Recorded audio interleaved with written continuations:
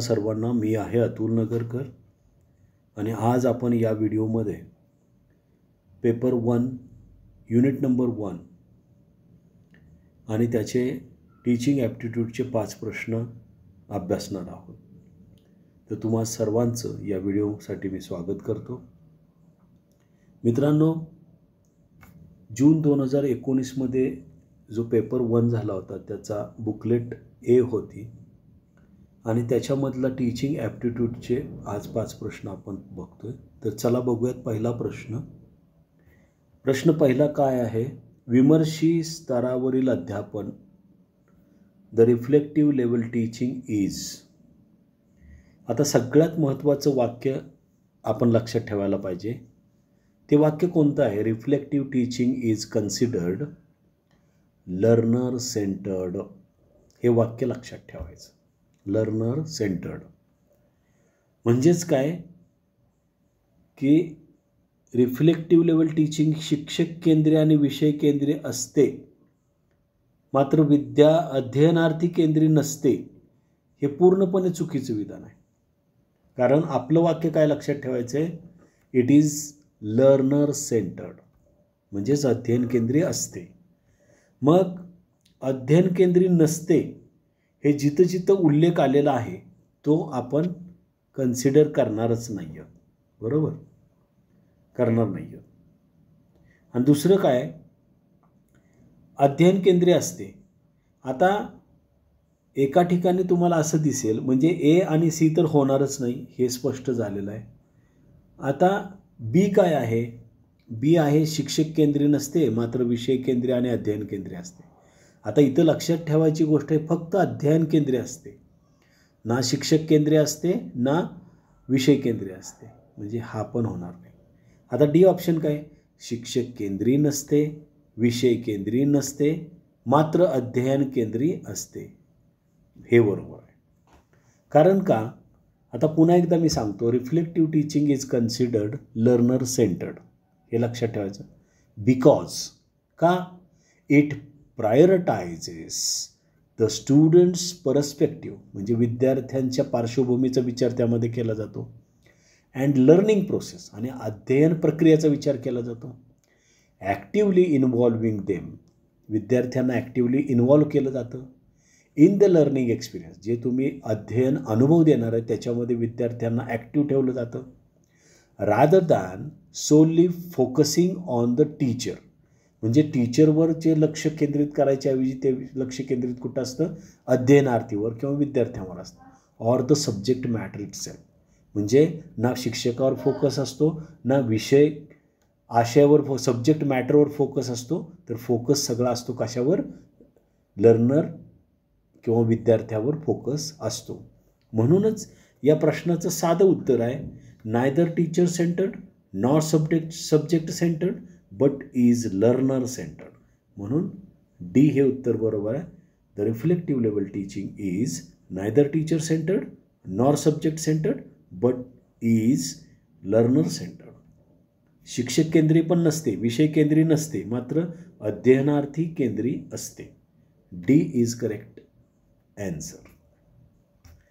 आता पुढचा प्रश्न दुसरा काय? प्रौढ अध्ययनार्थी द अडल्ट लर्नर इज. सहाध्यायी प्रेरित असतो, पियर मोटिवेटेड असतो का? नसतो. फॅमिली मोटिवेटेड असतो का? नसतो. सोसायटी मोटिवेटेड असतो का? नसतो. मग कसा असतो? सेल्फ मोटिवेटेड असतो. कारण तो ॲडल्ट आहे ना, त्यामुळे त्याला स्वयंप्रेरित असला तरच तो एज्युकेशन घेणार आहे.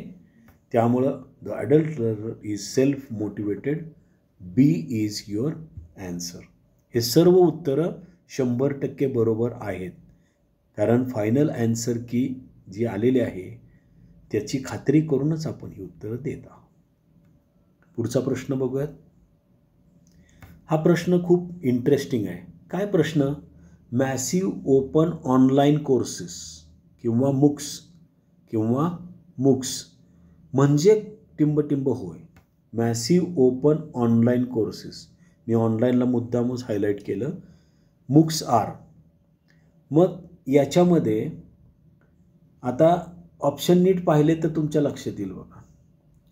2 ठिकाणी यांनी काय केलं आहे, ऑफलाईन अध्ययन लिहिलं आहे. म्हणजे डीमध्ये इथं बघा ऑफलाईन अध्ययन लिहिलं आहे. म्हणजे हे होणार आहे का? डी होणार नाही. मग सीमध्ये काय लिहिलं आहे त्यांनी, तर इथं देखील ऑफलाईन अध्ययन लिहिलं आहे. हे होणार आहे का? नाही होणार. ठीक आहे, सी डीचा राहिला विषय. आता फक्त आपण 2 ऑप्शन बघूया जिथं त्यांनी ऑनलाईनचा उल्लेख केलेला आहे. परंतु बारकाईने बघितलं तर हा जो ए आहे त्याच्यामध्ये काय लिहिलं आहे, मोठ्या प्रमाणावरील मास सहभागासाठी आरेखित केलेले लवचिक आणि स्वनिर्देशित मुक्त स्वरूपाचे ऑनलाईन अध्ययन. आणि हे सगळं बाकीचं सेम आहे, फक्त स्वनिर्देशितच्या ऐवजी शिक्षक निर्देशित केलेलं आहे. आता मूकमध्ये काय असतं, स्वयंसारखा प्लॅटफॉर्म असतो. तुम्ही तुमच्या वेळेनुसार, तुमच्या सवलतीनुसार, लवचिकतेनुसार तुम्ही ते शिकत असता. आणि त्यामध्ये स्वनिर्देशित म्हणजे स्वतःला डायरेक्शन देऊन तुम्ही शिकत असता. तुम्हाला तिथं मटेरियल अवेलेबल केलेले असतात, व्हिडिओज असतात, ऑडिओज असतात, PDF असतात, नोट्स असतात, सगळं असतं. पण निर्देशन हे जास्तीत जास्त तुम्हाला स्वतःला द्यावं लागतं, स्वनिर्देशित असतं. म्हणजेच काय की त्याला आपण flexible and open of self directed, इथं सेल्फ डायरेक्टेड जो शब्द आहे ना, आणि ऑनलाईन तर आहेच, कारण मूकमध्येच ऑनलाईन कोर्सेसचा उल्लेख आहे, बरोबर. त्याच्यामुळं शिक्षक निर्देशित नाही आहे. म्हणजे मगाशी सी आणि डी तर नव्हताच, आता बी नाही आहे. मग उत्तर काय असणार आहे, massive open online courses are flexible and open form of self directed online learning design for mass participation. मोठ्या प्रमाणावरील सहभागासाठी आरेखित केलेले लवचिक आणि स्वनिर्देशित मुक्त स्वरूपाचे ऑनलाईन अध्ययन. ए इज करेक्ट ॲन्सर. आता हा प्रश्न बघा, अध्यापनाच्या आधुनिक सहाय्यभूत प्रणालीमध्ये टिंबटिंबचा समावेश होतो. प्रश्न, modern teaching support system includes, म्हणजे मॉडर्न टीचिंग सपोर्ट सिस्टममध्ये कुणाचा समावेश होतो. आता मॉडर्न म्हटलं तर तक्ते, जुने तक्ते होणार आहेत का, नकाशे होणार आहेत का, नाही. तर याच्यामध्ये मग 2च ऑप्शन राहतात. कुठले, स्मार्ट बोर्ड आणि ग्रीन बोर्ड. आता सगळ्यात जास्त वापर सध्या मॉडर्न टीचिंगमध्ये कुठला होता, स्मार्ट बोर्डचा होता, ग्रीन बोर्डचं नाही होत. त्यामुळे हा पण उत्तर होणार नाही. म्हणून 4थ्याचं उत्तर काय असणार आहे, ए असणार आहे. Smart boards they are included in modern teaching as support system. अध्यापनाच्या आधुनिक सहाय्यभूत प्रणालीमध्ये स्मार्ट बोर्डचा समावेश होतो. आता फार इंटरेस्टिंग प्रश्न आहे बघा, या व्हिडिओमधला हा शेवटचा प्रश्न बघा, अंतर्गत मूल्यमापनाला खालीलपैकी काय लागू पडत नाही. बघा, which of the following is not applicable to the internal assessment. आता अंतर्गत मूल्यमापन, ठीक आहे, ही पहिली कन्सेप्ट आहे. याच्यात ऑप्शन कुठले दिलेत, अध्यापन आणि मूल्यमापन यांचे एकात्मीकरण. इंटरनल याच्यामध्ये असू शकतं का, असू शकतं. कौशल्य आणि क्षमता यांची तपासणी, testing of skills and abilities, integration of teaching and evaluation. Periodic and continuous पण असू शकतं. पिरियडिक म्हणजे काय, प्रत्येक आठवड्याला परीक्षा घेणे, प्रत्येक महिन्याला परीक्षा घेणे, प्रत्येक घटकावर परीक्षा घेणे, what ever, that is periodic. Continuous, बाबा कंटिन्युअस तुम्ही इव्हॅल्युएशन करताय, मुलगा कसा वागतो, मुलाला मार्क किती पडतात, मुलगा खेळाच्या मैदानावर कसा राहतो, हे सगळं तुम्ही मूल्यमापन करत असता. पण डी ऑप्शनला नीट तुम्ही वाचलं तर बघा, केवळ संपादन चाचण्याचा उपयोग, केवळ संपादन चाचण्याचा उपयोग. आता एक वेळ अंतर्गत मूल्यमापनामध्ये संपादन चाचण्या किंवा अचिव्हमेंट टेस्ट हे वापरलं जातं, परंतु इथं शब्द ऑब्जेक्शन कशावर आहे, केवळ, ओनली या शब्दावर काय आहे, ऑब्जेक्शन आहे. ओनली म्हटलं नाही तर केवळ संपादन चाचण्यांचा उपयोग होतो. म्हणजे ह्याचा नाही होत असं म्हणायचं, ह्याचा नाही ह्याचा, फक्त याचाच उपयोग होतो असं असणार आहे का हो, नाही. तर इंटरनल असेसमेंटमध्ये सर्वांचा उपयोग होतो. कौशल्य क्षमता तपासणी होते, पिरियडिक आणि निरंतर असेसमेंट होते, अध्यापनाचं असेसमेंट होतं, मूल्यमापन होतं, हे सगळं आहे. ओनली अचिव्हमेंट टेस्ट हे होणार नाही. त्यामुळे उत्तर काय असणार आहे, which of the following is not, म्हणजे काय, डी इज नॉट.